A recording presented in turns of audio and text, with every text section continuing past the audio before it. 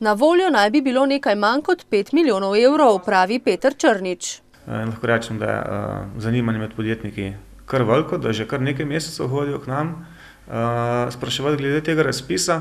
Vendar na Ricu v Črnomlju še nimajo nobenih informacij strani vladnih služb.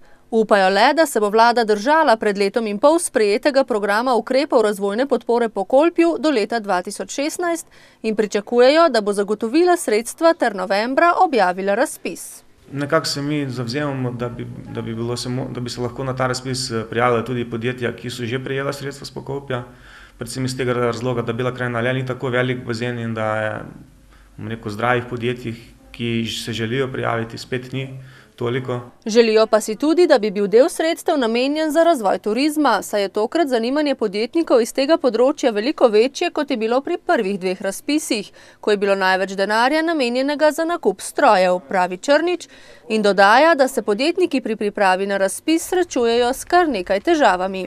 Predvsem zaradi stečajev nekaterih dobaviteljev in dobavni roki za stroje so kar precej dolgi in pa tudi nekaj zaradi kreditiranja. Podjetniki, ki imajo programe in se želijo širiti, se namreč pritožujejo, da pri bankah ne morejo dobiti kreditov. Morajo pa zagotoviti lastni delež, da bi se lahko potegovali za razvojna sredstva iz programa Pokolpje.